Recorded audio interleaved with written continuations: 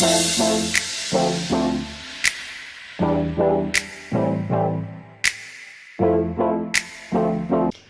بيكم في الحلقة التانية من سلسلة ليه، السلسلة اللي قلنا بناخد فيها إجابات لبعض الأسئلة اللي بيحاول الناس يصطادوا كلمة أو يصطادوا جملة أو يألفوا قضية فيحاولوا يلخبطونا أو يحاولوا يشككونا في الكتاب.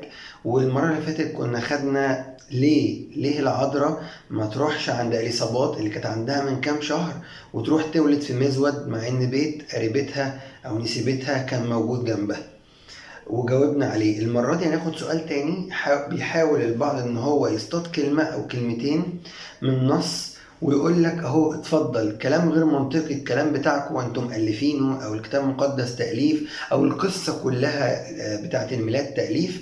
فبما ان احنا واخدين سلسلة ليه وبمناسبة عيد الميلاد فناخد الموضوع ده. الموضوع يعني باختصار جدا الناس بتتكلم عن ليه وازاي الناس الرعاة اللي سهرانين الملائكة تظهر لهم وتقول لهم ان المسيح بيتولد دلوقتي، والآية تقول ان هم يقوموا بسرعة ويروحوا ويرجعوا تاني. يعني ازاي حاجة زي كده، حدث زي كده الرعاة يعدوا بسرعة؟ يعني ازاي يقوموا مسرعين ويروحوا وازاي يرجعوا تاني؟ يعني حدث زي كده ازاي يتم؟ وبعدين هم يعني كانوا ليه قاعدين يسهروا بالليل؟ ما انت كان ممكن ترقى الصبح وتنام بالليل زي اي وقت، اشمعنى يعني؟ فحد يصور لك القصة ان هي مش منطقية وفيها مغالطات. ولكن لو جينا ندقق نيجي نشوف مثلا في انجيل معلمنا لوقا في الاصحاح الثاني ايه 8 يقول ان كان في تلك القرى رعاة متبدين يحرسون حراسات الليل على رعيتهم. يعني كان في ناس بيحرسوا حراسات بالليل على الرعية بتاعتهم. طيب ليه هم كانوا بيحرسوا الحراسات الليلية دي؟ الرعاة دول معاهم الخرفان أو النعاج بتاعتهم بيحرسوها بالليل. ليه؟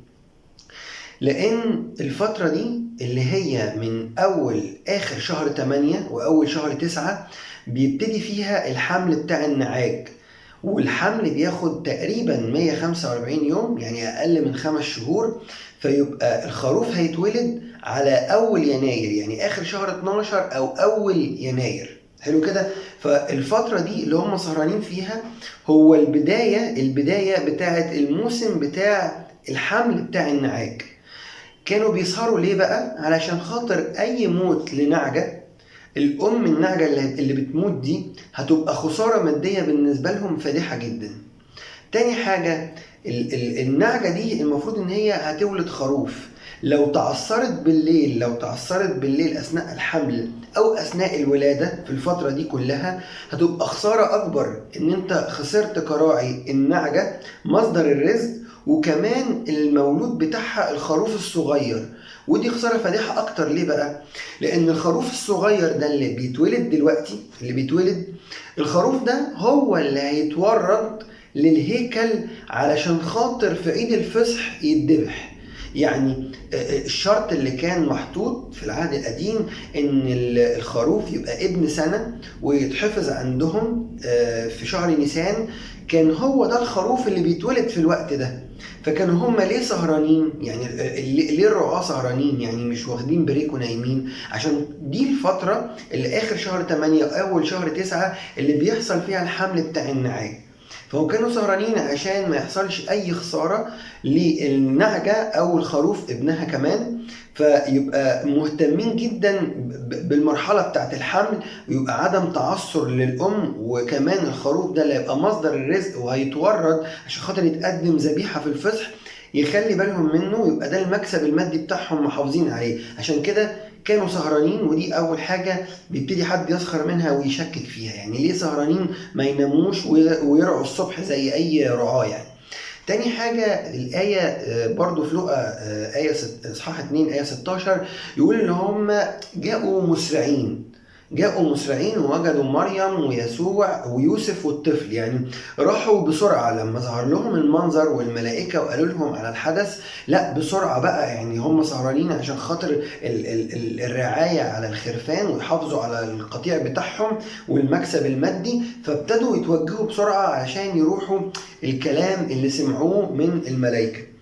بعد كده يقول ان في لقا 2 آية 20 ان هم ثم رجع الرعاة، يعني الرعاة رجعوا بعد كده، ثم رجعوا الرعاة وهم يمجدون الله ويسبحونه على كل ما سمعوه ورأوه. فيجي حد يقول لك طب وهم رجعوا ليه؟ يعني في حاجة زي حاجة اسمها ان الرعاة يروحوا فيشوفوا المسيح المولود ويرجعوا على طول؟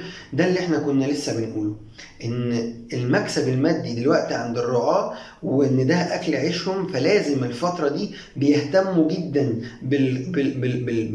بالأم وبالجنين اللي هيتولد عشان ما يحصلش عدم تعثر. وبالتالي تأمل حلو جدا يقولوا الآباء إن الرعاة اللي قاعدين في الوقت ده مستنيين خروف الفصح إن هو يتولد، الخروف الصغير اللي هيتقدم ذبيحة اللي هو خروف الفصح إن هو يتولد. الرعاة اللي سهرانين في الوقت ده عشان يشهدوا مولد خروف الفصح هم الرعاة اللي فعلا شهدوا الفصح الحقيقي او خروف الفصح الحقيقي اللي هو المسيح.